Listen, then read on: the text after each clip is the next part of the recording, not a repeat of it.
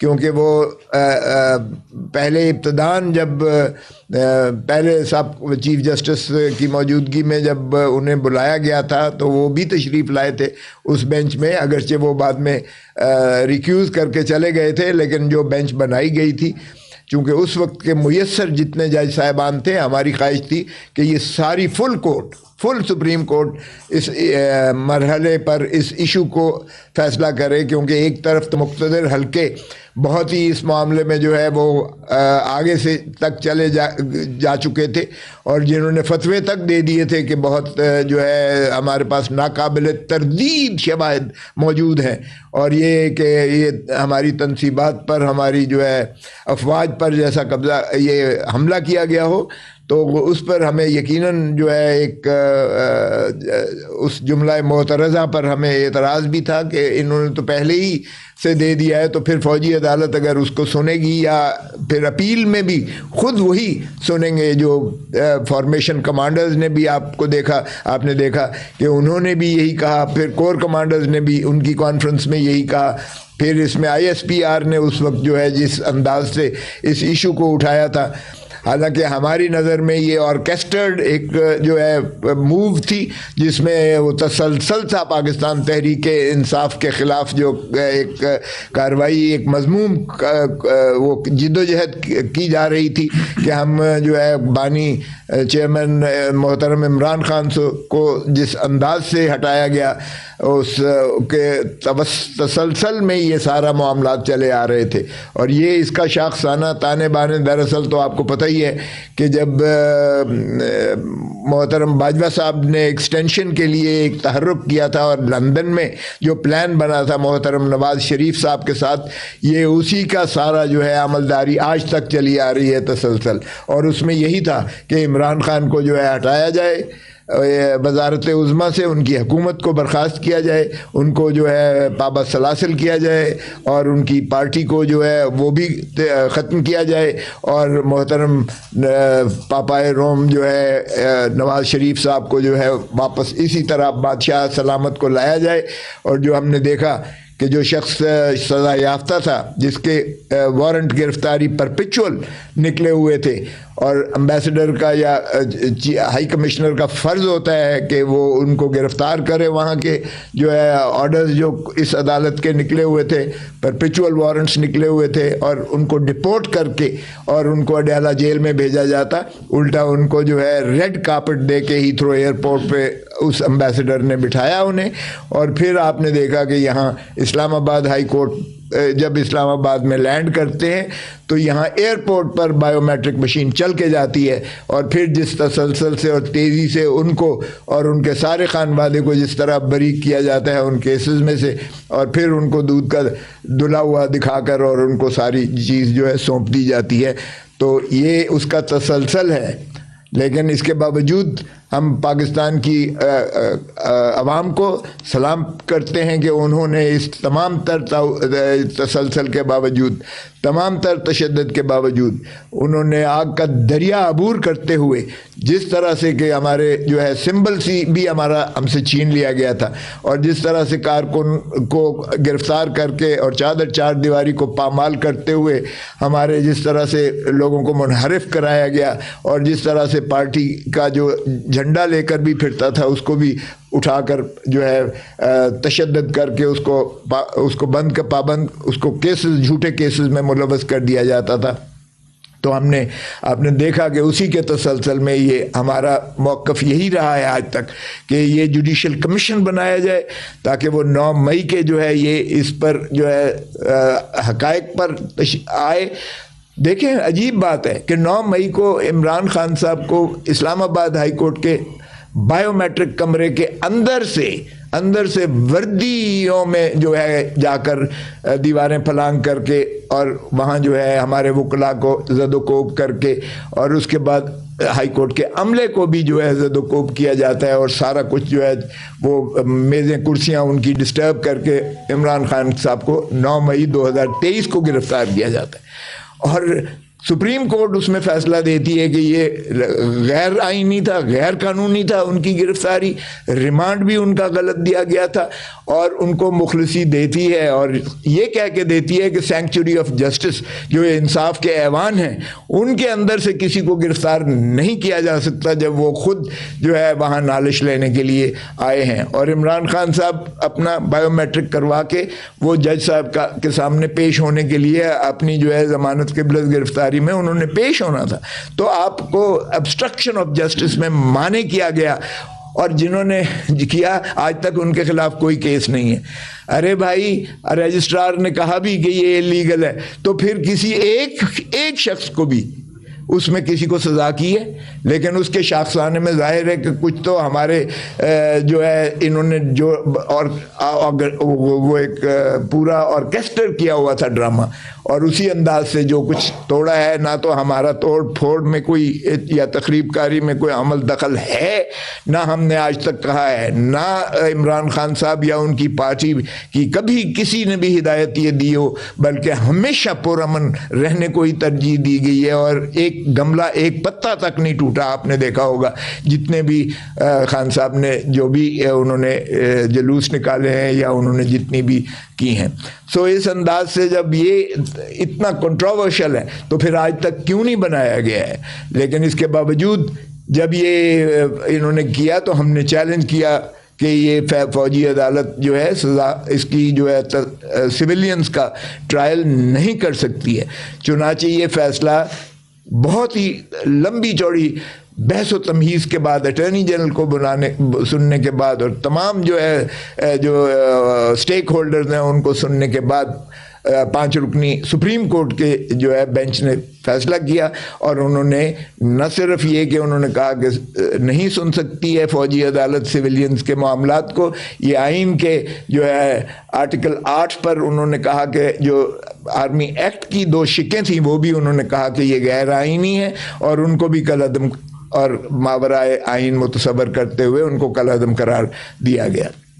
اس کے خلاف اپیل میں آئے، حالانکہ اپیل دیکھیے سپریم کورٹ بار کی تو یہ نالش تھی ہی نہیں، کبھی بھی یہ نالش نہیں تھی کہ یہ جو ہے سویلین سن سکتے ہیں۔ ان کا تو یہ تھا کہ یہ کیوں کر کنٹینرز لگا کے سارا دنیا یہ بلاک کر دی گئی ہے، لیکن پھر بھی باہر کیف سپریم کورٹ بار ایسوسی ایشن جاتی ہے، اور پھر اس کے بعد جس طرح میں نے عرض کیا کہ سردار طارق مسعود صاحب کی سربراہی میں وہ جو اپیلٹ بینچ ہے وہ پہلے دن ہی کہہ دیتی ہے کہ آپ سن تو سکتے ہیں لیکن آپ جو ہے فیصلہ نہیں سنا سکتے ہیں۔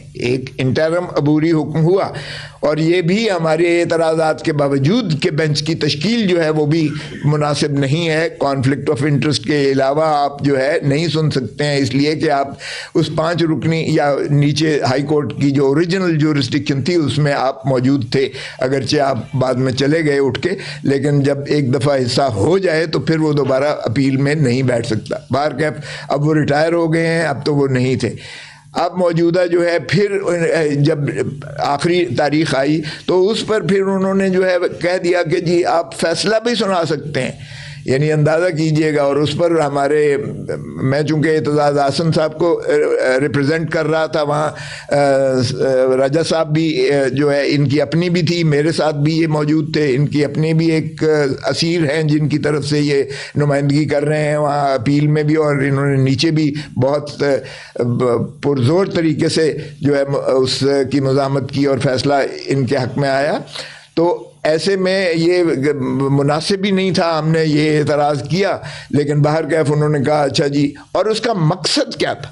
مقصد اس کا جو مترشح ہوتا تھا، چاہے وہ پہلے 20 لوگوں کا اجازت دی تھی انہوں نے کہ جی جو رہا ہو سکتے ہیں، اور وہ عید سے پہلے تھا، جو رہا ہو سکتے ہیں ان کو تو عید گھر میں کرنے دیں، جن کی آپ بری کیا ہے یا جن کا آپ سمجھتے ہیں چھوٹا چھوٹا جرم ہے 6 مہینے سال ہے، اور جو پہلے ہی 1.5 سال سے پابا سلاسل ہیں تو ان کی تو سزا ہی ختم ہو جاتی ہے، تو ان کو چھوڑ دیں۔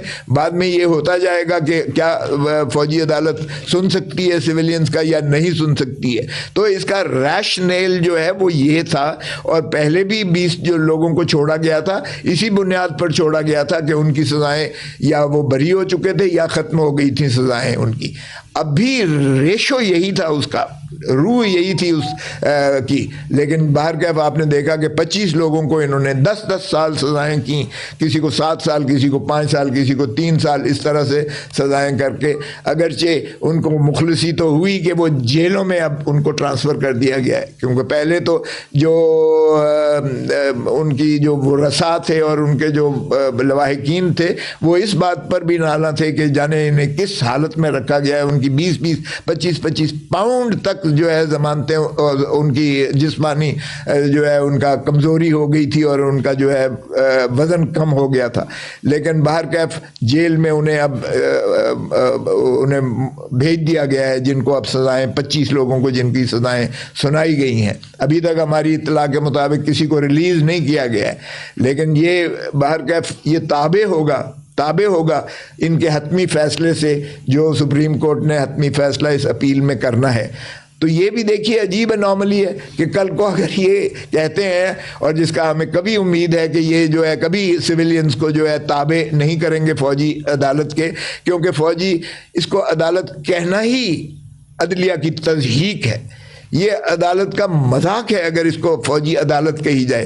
अरे भाई वो कौन सी अदालत हो सकती है जिसका जज जो है उसी के कॉन्फ्लिक्ट ऑफ इंटरेस्ट तो है, उसी की तनसीब पर या उसी के जो है अफसरान कर कोर कमांडर हाउस पर अगर हमले का इल्ज़ाम है तो फिर वो अपने ही कॉज में कैसे जज बन के बैठ सकते हैं और सुन सकते हैं और अनबायस्ड माइंड के साथ वो बैठ सकते हैं, जब उनके सरबराह जो है वो बार बार कहते हैं कि ये पाकिस्तान की अफवाज और पाकिस्तान की जो है शोहदा और पाकिस्तान की रियासत पर यह हमले के मुतरादिफ है और हमारे पास नाकाबिल तरदीद शवाहिद हैं और इनको कैफर किरदार तक पहुंचाया जाए और जाने वो क्या क्या और भी कहते हैं। तो ऐसे में इसको अदलिया कहना ही मजाक है। ये निज़ाम अदल जो हमारा आइन के तहत है, जो कॉन्स्टिट्यूशन के तहत है, जो आइन के तहत ट्राइकोटमी ऑफ पावर का कॉन्सेप्ट है, वो उसको मजरूह करता है, उसकी रूह कोई जो है बिल्कुल वो करता है। और ये आइन से बिल्कुल मावरा है कि इनको जो है सिविलियंस का ट्रायल जो है फ़ौजी अदालतें करें। सो इसलिए हमने समझा कि ये बहुत अहम मसला है आपकी और आपके तवस्सुत से कौम को हम यकीन दिलाएं कि हम इंशाअल्लाह अवाम की जो है नुमाइंदगी करते रहेंगे। हम सिविलियंस को कभी इनके ताबे जो है उस अदालत के ताबे नहीं करेंगे जिसको अदलिया कहना ही तज़हीक है, जो दुनिया सारी मानती है कि फ़ौजी अदालत किसी तौर पर जो है अदलिया सिविलियंस का ट्रायल नहीं कर सकती है, ना इंसाफ दे सकती है। हाँ, आपके अपने जो है एम्प्लॉइज़ हैं, अगर वो डिसिप्लिन के आपकी खिलाफ वर्जी कोई के मुर्तकब होते हैं, आप ज़रूर कीजिएगा। जो आइन में और जो कानून में आपके दायरा हदूद अख्तियार में है और जो दुनिया सारी में राइज है, वो बिल्कुल आप कीजिएगा। उसमें हमारा कोई लेना देना और दखल अमल नहीं है और ना ही हम उसको चैलेंज कर रहे हैं, ना हमारा मकसद ये है। लेकिन सिविलियंस को फ़ौजी अदालतें नहीं ट्राई कर सकती हैं, इसलिए इसमें कोई शायबा नहीं होना चाहिए। हम आवाम के इस हकूक़ के ऊपर जो है कोई गासबाना कब्ज़ा नहीं करने देंगे। जिस तरह बदकिस्मती से हमने 26वीं तरमीम में भी देखा है कि फिर अदलिया को ताबे करने के लिए एक और जो है निज़ाम लाया गया है, जिस शर्मनाक तरीके से 26वीं तरमीम को मंजूर करवाया गया है वो भी आपके सामने है। 2/3 इनके पास थी नहीं, मुसल्लमा तौर पर नहीं थी। अख्तर महंगल साहब अपने सेनेटर्स को ढूंढते फिर रहे थे कि किधर गए हैं और उनको सेनेट की लॉबी से निकाल कर व्हील चेयर्स पे उनके 2 सेनेटर्स को लाकर और दिलाया गया।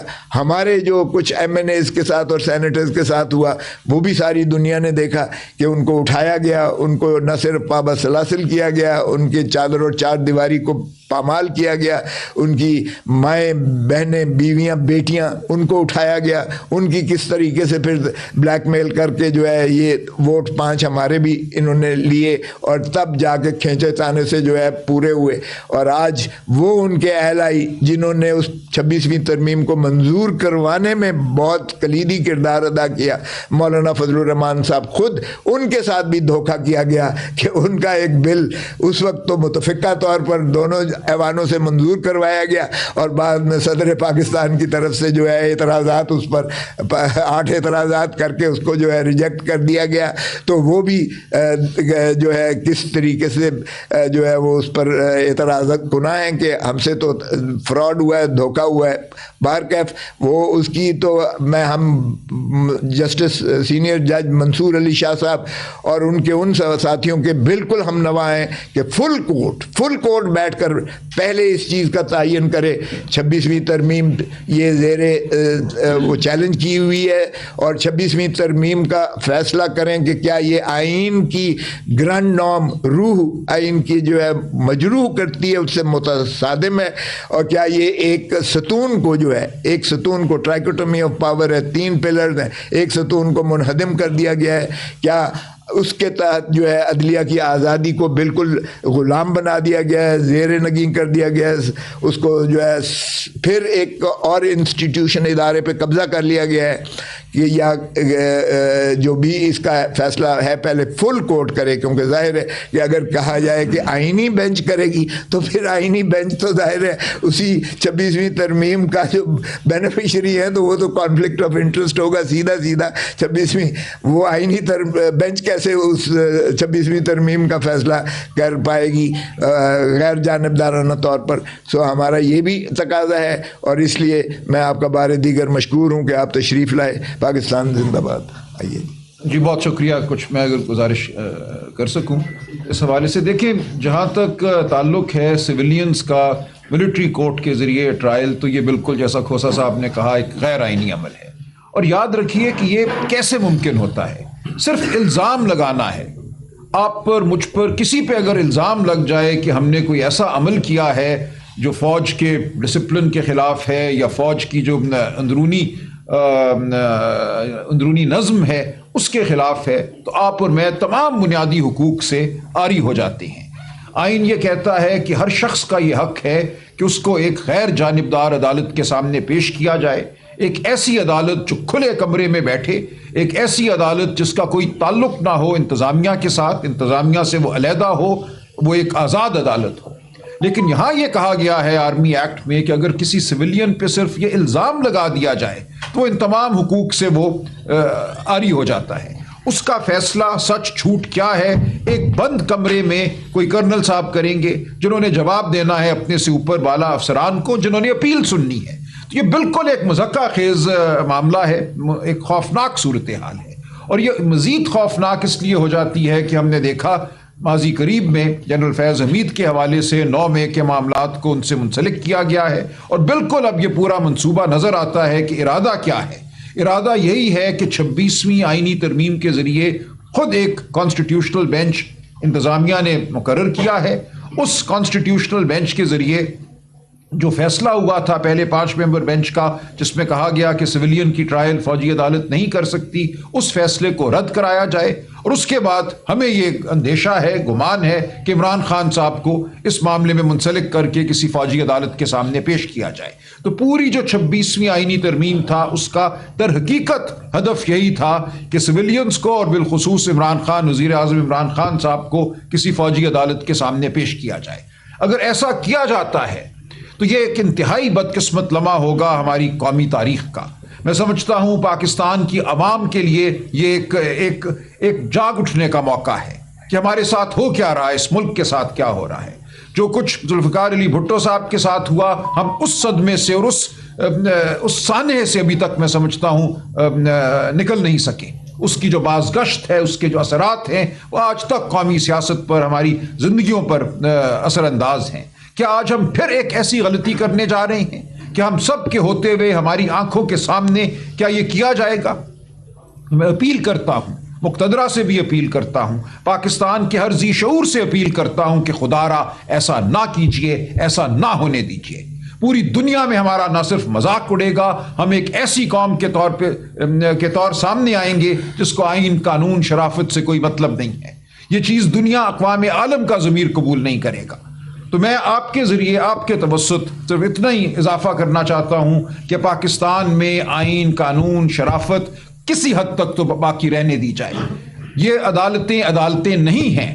پوری دنیا کا, اقوام عالم کا یہ متفقہ فیصلہ ہے کہ فوجی عدالت کوئی عدالت نہیں ہوتی. فوجی عدالت فوج کے اندرونی معاملات کی حد تک تو ہے، لیکن سویلین جس کو بنیادی حقوق آئین دیتا ہے اس کی ٹرائل یہاں کرنا آئین کا مذاق ہے۔ یہ ہرگز نہیں ہونا چاہیے، کسی عام شخص کے لیے نہیں ہونا چاہیے، یہ زید اکبر کے لیے نہیں ہونا چاہیے، اور یہ عمران خان کے لیے بھی نہیں ہونا چاہیے۔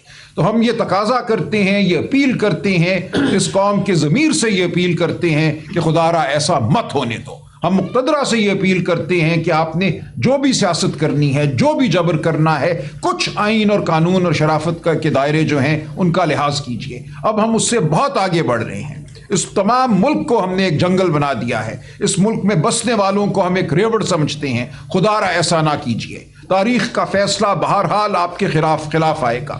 اقوام یہ سہتی نہیں ہے بہت دیر تک، اس کی گواہی پوری انسانی تاریخ دیتی ہے۔ آپ اس ملک کو تتر بتر ہونے سے بچائیے، یہ مت کیجئے۔ پی ٹی آئی اس وقت ملک کی ایک مرکزی جماعت ہے۔ پی ٹی آئی ایسی جماعت ہے جو نہ مذہبی منافرت پر کھڑی ہے، جو نہ نسلی تفاوت پر کھڑی ہے، یہ بالکل ایک وسطی جماعت ہے جو پاکستان کے ساتھ جڑی ہوئی ہے، پاکستان کی وفادار جماعت ہے۔ یہ چاہتی ہے کہ تمام اکائیوں کو اکٹھا رکھا جائے، یہ چاہتی ہے ملک میں منافرت نہ ہو، مذہبی منافرت نہ ہو، نسلی منافرت نہ ہو۔ آپ اس جماعت کو اور اس جماعت کے قائد کو اگر ختم کرنے کی کوشش کرتے ہیں تو آپ پاکستان کی سالمیت پر، یگانت پر ایک حملہ کرتے ہیں۔ ایسا مت کیجیے۔ آپ پی ٹی آئی کو جب ہٹائیں گے، اگر آپ ایسا کر سکے، جو کہ مجھے یقین ہے آپ نہیں کر پائیں گے، تو آپ جگہ پیدا کرتے ہیں ان طاقتوں کے لیے جو پاکستان کی خیر خواہ نہیں ہیں، خواہ وہ مذہبی جنونیت ہو، خواہ وہ لسانی سطح پہ جنونیت ہو۔ ہم دیکھ رہے ہیں کہ ملک اس وقت کس دباؤ کا شکار ہے۔ اس دباؤ کے ہوتے ہوئے ہمیں اکٹھے ہونا ہے، ہمیں اس ملک کو کہ زخموں کو بھرنا ہے، مزید زخم نہیں لگانے۔ ہم سب ایک قوم ہیں، ہم سب پاکستان کی فلاح کے لیے کھڑے ہوئے ہیں۔ خدا را پاکستان کے اوپر مزید زخم نہ لگائیے، پاکستانی قوم کو اکٹھا رہنے دیجئے، ہمیں اکٹھا ہونے دیجئے۔ ہم پاکستان کی فلاح کے لیے کام کرنا چاہتے ہیں، ہمیں آپ یہ ناکام کوشش مت کیجئے نیست کرنے کی، آپ نہیں کر پائیں گے، لیکن اس کوشش کے دوران آپ پاکستان کو بے انتہا نقصان پہنچائیں گے، تو یہ مت کیجئے۔ بہت شکریہ سلمان صاحب، شیراز 365 نیوز سے اگر ماضی کے اوراق پلٹ کر دیکھیں، جس وقت آپ فیس سے فیضیاب ہو رہے تھے، اس وقت آپ لوگ ملٹری کورٹس کی حمایت کر رہے تھے، کیا آپ مانتے ہیں کہ اس وقت آپ غلط تھے؟ اور دوسرا سوال میں یہ، جس طرح صاحب نے کہا کہ عوام نے آگ کا دریا عبور کر لیا، تو 26 نومبر کو عوام نے تو آگ کا دریا عبور کر لیا تھا، لیکن سلمان اکرم مرزا صاحب جو ہے وہ لاہور عبور نہ کر سکے، کیا وجوہات اس کے ساتھ؟ دیکھیے، دو سوالات ہیں۔ پہلا جواب یہ ہے کہ بالکل جب کبھی بھی کسی سویلین کی ٹرائل ملٹری کورٹ میں ہوئی ہے وہ غلط تھا، اور ہمیں یہ ماننا چاہیے کہ وہ غلط تھا۔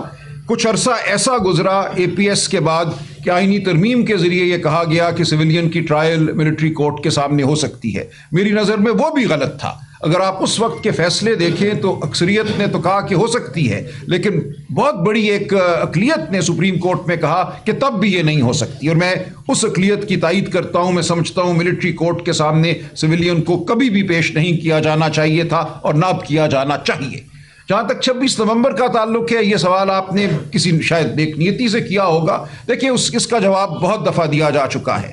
پورا ملک اس دن بند تھا، لاہور شہر سے کوئی پرندہ باہر نہیں نکل سکتا تھا، تمام پل بند تھے، تمام جگہوں پہ جبر تھا، جہاں 50 لوگ اکٹھے ہوتے تھے ان کو مارا پیٹا جاتا تھا، گرفتار کیا جاتا تھا۔ یہ جواب ہم بہت دے چکے ہیں، اگر کوئی سوال کو دہرانا چاہتا ہے تو دہرائے، ہم جانتے ہیں اس دن کیا ہوا۔ سر یہ بتا دیجیے، ناصر بٹ پبلک ٹی وی سے، سر یہ بتا دیجیے، بظاہر یہ لگتا ہے جیسے ظاہر بات ہوتی ہے کہ خان صاحب کو اس لیے نکالا گیا کیونکہ ایک امریکہ کی جانب سے مداخلت کی کوشش کی گئی جن کو انہوں نے ایبسلیوٹلی ناٹ کہا۔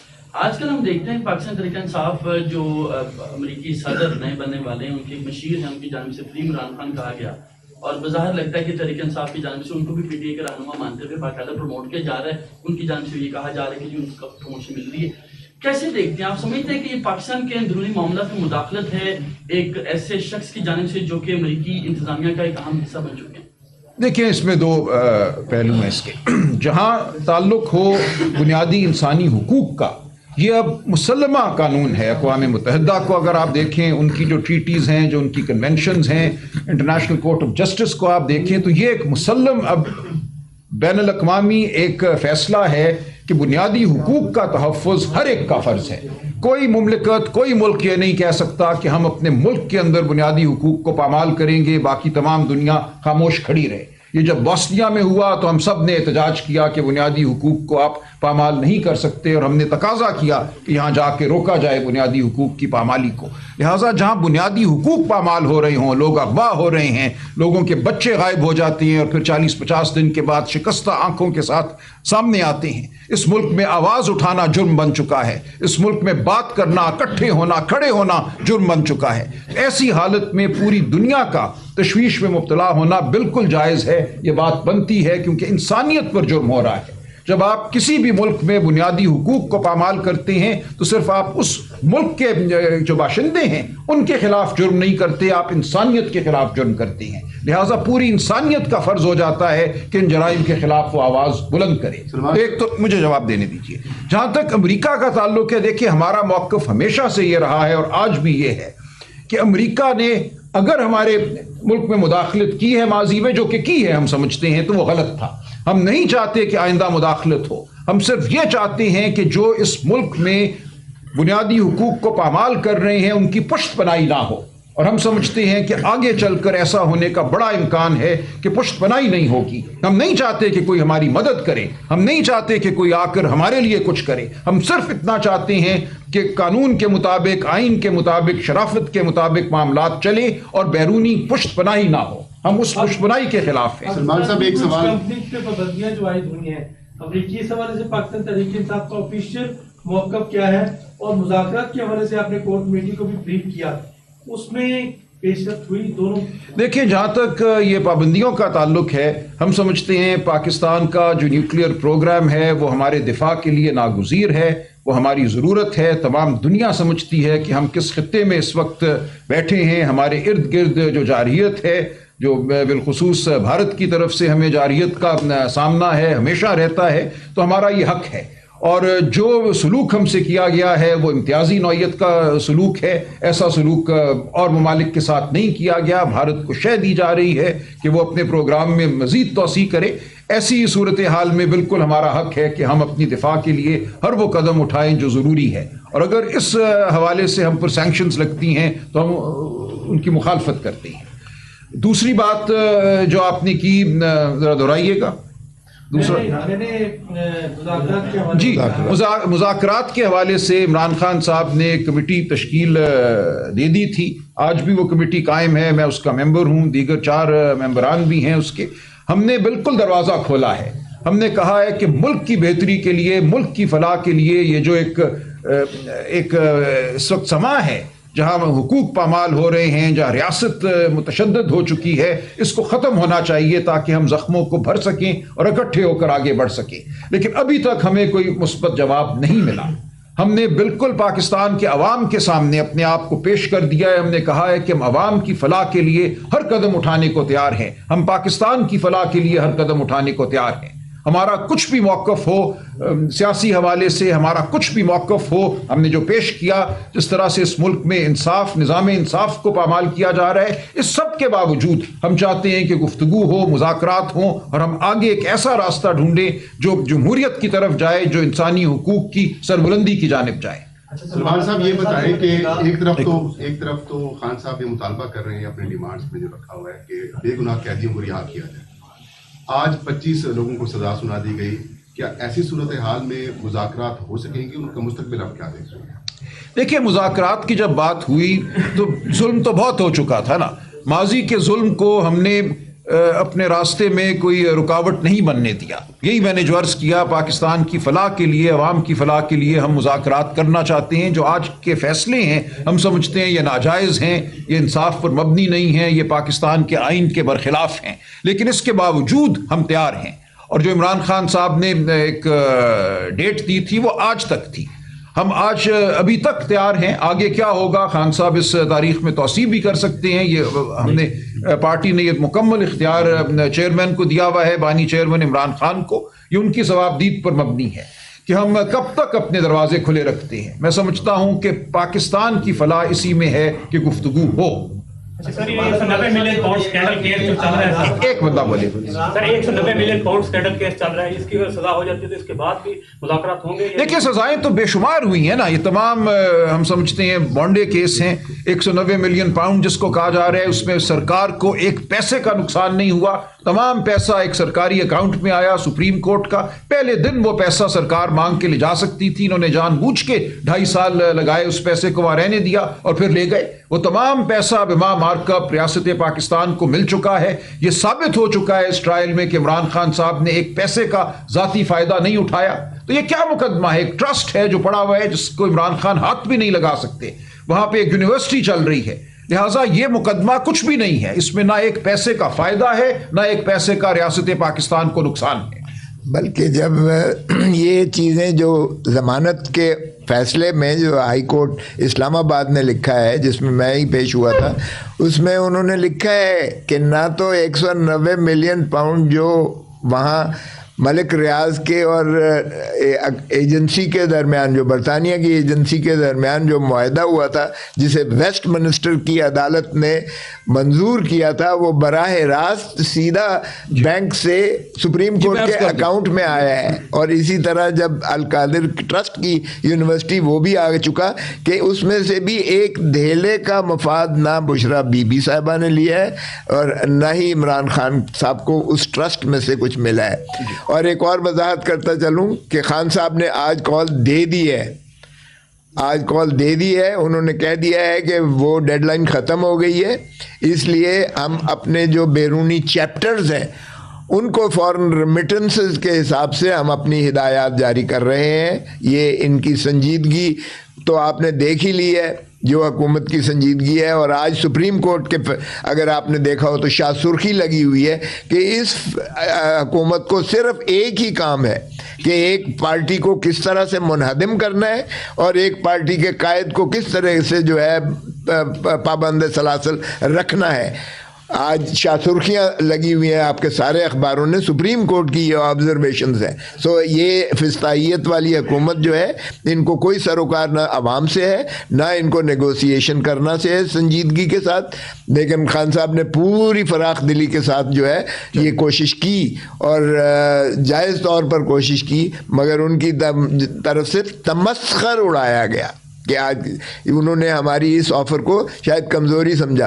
हालांकि हमने कभी अपनी ये मुतालबे से पीछे नहीं हटे, ना हटेंगे कि आवाम के मैंडेट पर जो डाका डाला गया है उस मैंडेट को रिवर्स किया जाए, ये अवाम का हक है। और हमारा दूसरा मुतालबा ये था कि 26 नवंबर और 9 मई के हवाले से शफाफ तहकीकात हों, जुडिशल कमीशन कायम किया जाए। ये बिल्कुल माकूल मुतालबे थे ताकि हकायक अवाम के सामने आए। मेरा एक आखिरी सवाल है, टिक्का खान सानी, मैं सभा से हूँ, ये बताइएगा कि सर आपने कहा कि इल्म नहीं है, ठीक को साहब अनाउंस कर रहे हैं कि बानी पेटी नहीं, एक देखिए अभी आज का दिन बाकी, जरूर क्लियर प्लीज सर मुझे दुनिया सुन रही है। नहीं कोई कंफ्यूजन नहीं है। देखिए मैं जो बात कह रहा हूँ मैं वसूख से कह रहा हूँ, मैंने यही अर्ज किया है कि आज के दिन की डेडलाइन है, आज का दिन अभी बाकी है ना, इस डेडलाइन को आगे ले जाते हैं नहीं ले जाते, ये उनकी सवाबदीद है।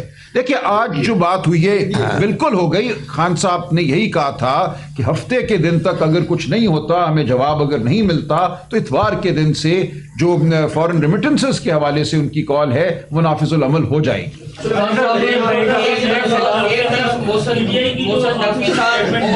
मुझे जरा करने देना।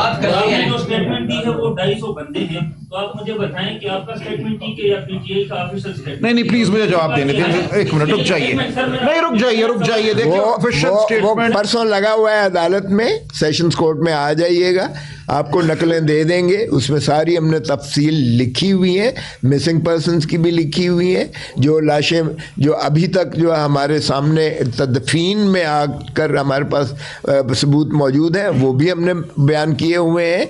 जिन लोगों को इन्होंने जो है ज़ख्मी किया है उनकी भी हमने जो है वो फहरिस्त में दे दिए गए हैं, कुछ क्रिटिकल थे, कुछ लाशें इन्होंने जो है उनसे लिखवाया गया है कि एक्सीडेंट में मारी गई हैं, कुछ को इस अंडरस्टैंडिंग से दिया गया है, वो सारा कुछ हमने लिखा हुआ है। इसलिए कोई ऐसा तसादम या तजाद नहीं है, बिल्कुल जो है ये कत्लो गारत गरी की। मुझे ये बताएं, आप ये क्यों नहीं उनसे पूछते कि भाई गोली का आपको अख्तियार किसने दिया था चलाने का? یہ تو ذرا پوچھ لیں ان سے، وہ تو کہتے ہیں ہم نے گولی چلائی ہی نہیں ہے سرے سے. تو یہ اوپر سے کنکر جو ہے ابابیل نے مارے تھے کہ اتنے لوگ جو ہے زخمی ہوئے اور مرے، اور آپ کی سارے لوگوں نے دیکھا. اور متی اللہ جان نے جو کچھ خوسا صاحب، ایک طرف محسن نقوی صاحب اور گنڈا پور صاحب کی ملاقات ہوتی ہے، دوسری طرف 25 لوگوں کو سزا سنائی جاتی ہے.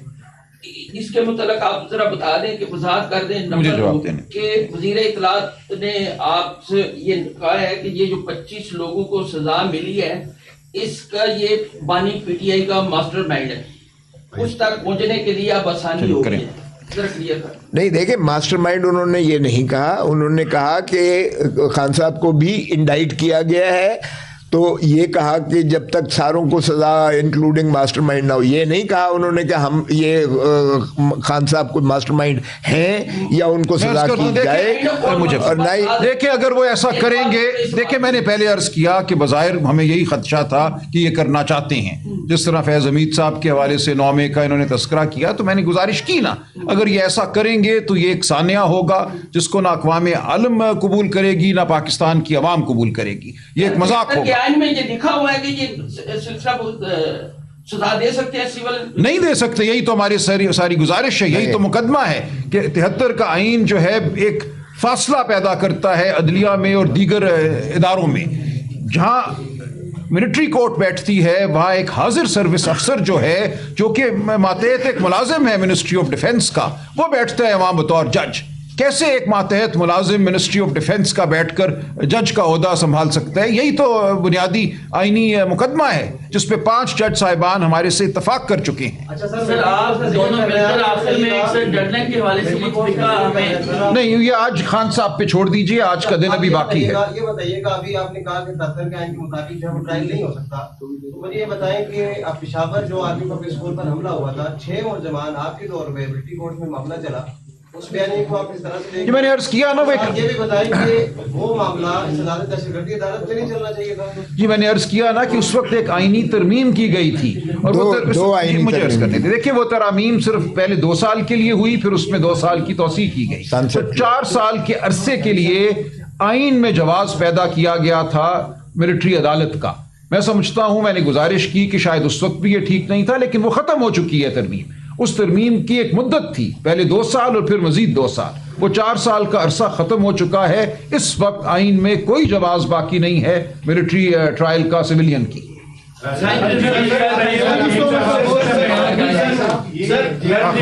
آخری سوال. میرا خود تعلق کے پی کے ثوابی سے، امین میرا نام ہے، گولڈ ٹی وی سے.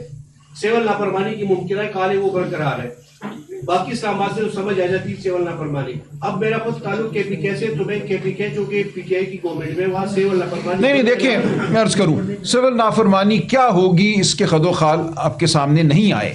ابھی بات صرف اور صرف بیرون ملک جو لوگ ہیں، جو وہاں سے ریمیٹنس بھیجتے ہیں، جو وہاں سے پیسہ بھیجتے ہیں، ان کے حوالے سے بات ہوئی ہے. اس سے آگے اس وقت کوئی بات نہیں ہوئی. شکریہ.